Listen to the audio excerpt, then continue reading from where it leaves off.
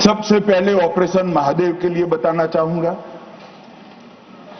परसों ही बहुत लंबे समय से चल रहे हुए एक ऑपरेशन का अंत आया और वो ऑपरेशन के तहत 3 आतंकवादी सुलेमान उर्फे फैजल जट, अफगान और जिब्रान, वो तीनों हमारी सुरक्षा बलों ने इनको मौत के घाट उतारा।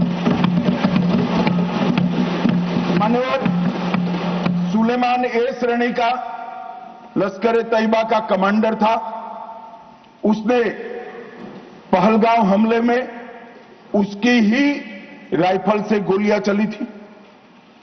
गगनगिरी में भी उसकी राइफल से गोलियां चली थी और उसको हमारे सुरक्षा बलों ने कश्मीर छोड़कर पाकिस्तान भागने नहीं दिया। अफगान भी ए ग्रेड का लश्कर तैयबा का कमांडर था और जिब्रान भी उच्च आला दर्जे का लश्कर तैयबा का आतंकवादी था। मान्यवर, इससे स्पष्ट हो गया है कि ये आतंकवादी हमले में लश्कर तैयबा का हाथ था। इसके इशारे पर ही ये घटना हुई थी।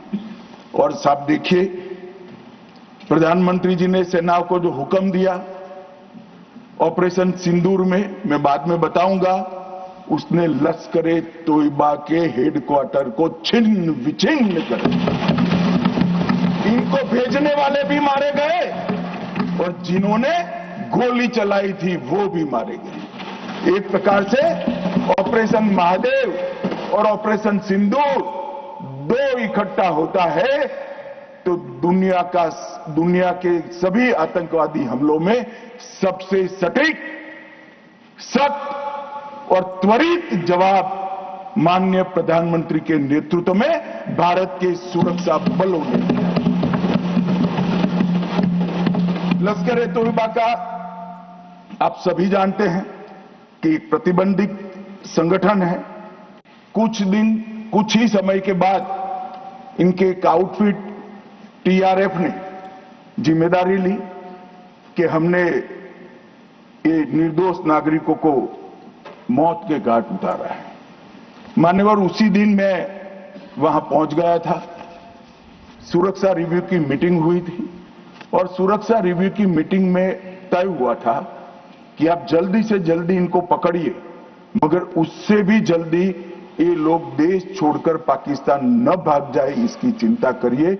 इसलिए 100 दिन के बाद भी वो उपलब्ध मिले और मारे गए। मान्यवर, उनके पास से 3 राइफलें बरामद हुई। एक 19M4 कार्बाइन अमेरिकन राइफल है और 2 AK-47 राइफलें मिली। जिस दिन पहलगांव में घटना हुई, हमारे निर्दोष नागरिकों को मारा गया, उस दिन वहां से एनआईए ने खाली कारतूसों को कब्जे लिया था।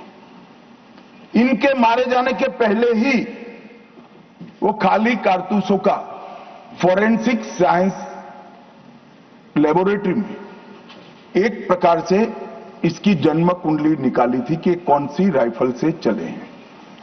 और जब ये मारे गए, इनके पास से भी जो राइफलें मिली, फोरेंसिक साइंस लेबोरेटरी में चंडीगढ़ में रात को फोरेंसिक टेस्टिंग कर 100% मिलान हुआ है कि इन्हीं 3 राइफलों का उपयोग किया गया था, जिसमें से 44 कारतूस AK-19M4 के थे और 25 कारतूस AK-47 राइफल के थे। इसलिए अब कोई बहस भी नहीं बची है, कोई शको शुबह भी नहीं बचा है कि इन्होंने मारा था या नहीं था। एनआईए ने बहुत विगत जांच करी है। मान्यवर, लगभग 1055 लोगों के स्टेटमेंट लिए हैं। इसके आधार पर इनके रेखाचित्र भी बनाए गए। उसके बाद ट्रैकिंग करते हुए 2 दिन जिन्होंने इनको आसरा दिया था वो ढोंक के मालिकों को और उनकी वृद्ध माता को भी पूछताछ करी थी। ये जो मृतदेह मिले आतंकवादियों के, उसका परिचय, उसकी शिनाख्त ये तीनों लोगों ने कर ली है। ये तीनों लोगों ने कहा है कि यही आतंकवादी है जो 21 तारीख को हमारे ढोंक में रुके थे और हमसे खाना लेकर गए थे। तो एक और सबूत हमारे पास आ चुका है। चेहरे का मिलान भी कैमरे के माध्यम से बहुत अच्छे तरीके से संतोषजनक रीत से हुआ है। और ये जो सफल ऑपरेशन हुआ मान्यवर, इसलिए मैं सेना, CRPF, Jammu Kashmir police, NIA के अधिकारी और एफएसएल के विद्वान अधिकारियों को बहुत बहुत साधुवाद देना चाहता हूं।